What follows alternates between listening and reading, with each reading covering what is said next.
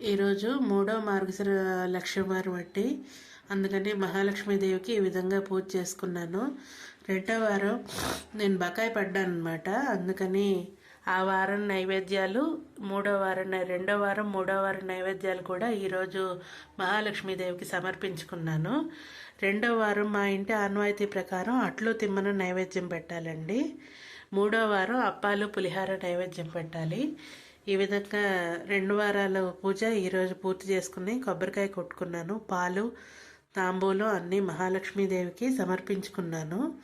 ఈ విధంగా నా పూజనైతే పూర్తి చేసుకున్నాను. ఈరోజు మా లంచ్ మెనూ ఏంటో చూద్దరు కానీ వచ్చేయండి. ముందుగా ముద్దపప్పు, తర్వాత వంకాయ ఫ్రై,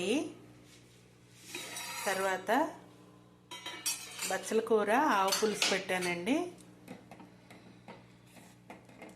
బచ్చల కూర ఆవు పులుసు, ఇంకా వేడివేడిగా అన్నం కుక్కర్లో ఉంది.